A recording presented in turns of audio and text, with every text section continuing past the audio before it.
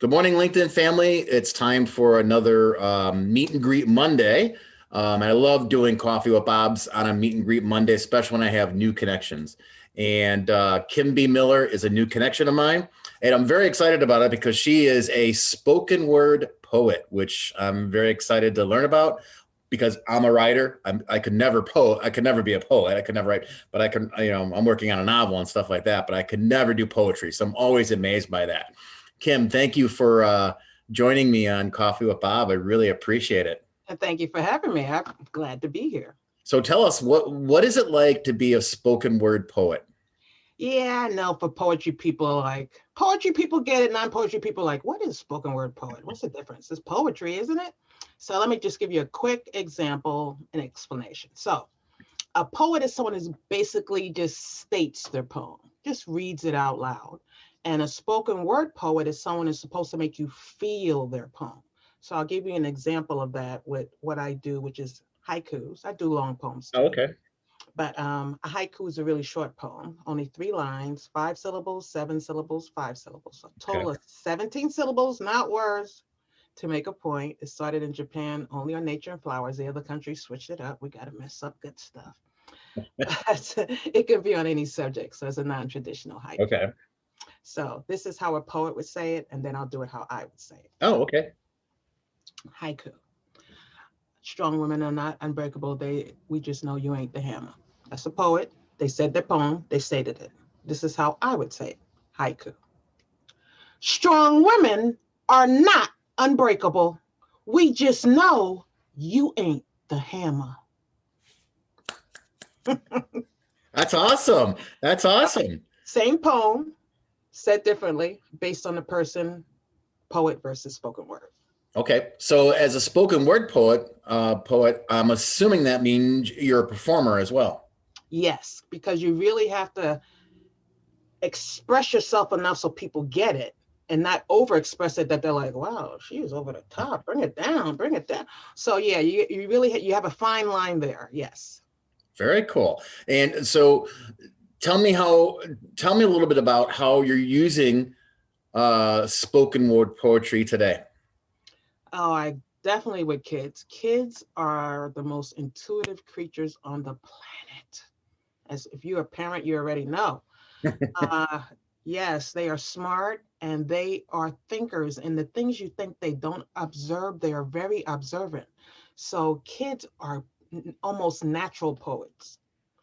And I work with a lot of children who, with a project called DC Scores. Hmm. Unfortunately, we didn't do it this year because of COVID, but we basically go into the poets in training and talk to them about how they've written their poem, how they're going to perform their poem, and they actually have a showcase at the end where they compete against each other. So they have to really learn how to express their poem so that they can not just win, but be heard the way they want to be heard. So that's one of the ways I work with them. Interesting. So you're actually going into schools and doing this. Hmm. That is very interesting. And I would imagine that given the times that they are today, with everybody sitting around in masks all day and distanced in schools or even virtual learning, how are you working with that? Yes, unfortunately, I didn't work with DC Scores this year. They didn't have the program. So I've been doing online this year. Okay. So basically zooming in or meet up, whatever online system they're using, zoomed into the class, as I call it, zooming into the class Ah, and doing it that way. And I have a fun game I play with some of the classes called Stump the Poet. Stump the Poet. And what they try to do is give me all these crazy words. And at the end, I put them all in a poem on the spot. interesting. All right. So, and I know you're doing a lot, so I want to try and get to as much of it as I can, as well as working with the kids like that. What else are you doing when it comes to spoken poetry? I have a monthly event online called Poetry Escaped. And that's for right now, it's only Prince William County poets because I'm the Prince William County Poet Laureate, first African American Poet Laureate for Prince William County. Congratulations. Thank you. So I'm working with some local poets to have a show online. That's what I'm doing up until April. In April, I'm going to broaden it and open it up to different poets. But I want the first few to be just Prince William County. Between that, I am also performing for, let's see, was Northern Virginia Community College.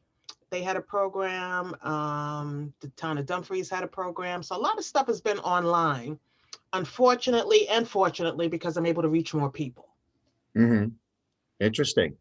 And I'll make sure that in the comments below will be links to your poetry sites so that people can access it and maybe even see how you can help them out with some of their spoken poetry. Definitely. Now, so give me a little description of what you feel the biggest benefit that you're getting out of being a spoken word poet. It's the response from people. Definitely 1000%. For people who aren't into poetry, like, well, poetry is just writing a poem. What's the big deal? No, poetry is feelings. Poetry is letting your pain get released. I know several poets who have said poetry has saved their life, and they're not talking metaphorically, they're talking about it actually saved their life.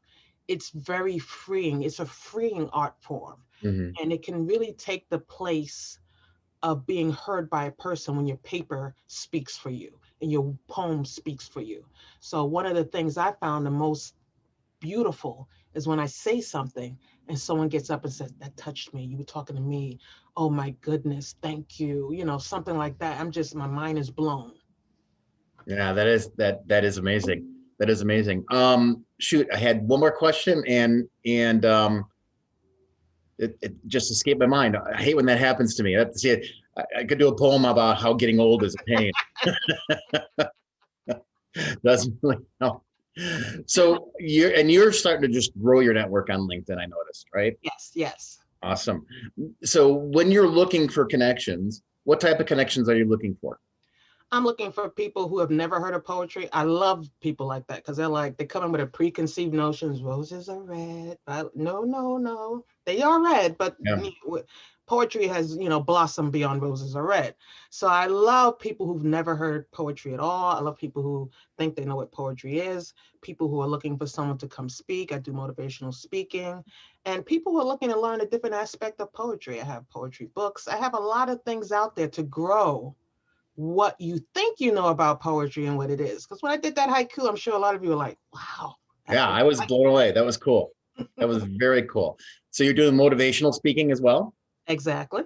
Okay. And on what topics? I've done plenty. I've done women empowerment, hope on purpose, recognizing your accomplishments for radical self-care. Yes. Okay. Wow. You got it in deep. And I think that's, why you're so poetic, because you draw on all that experience, right? Exactly.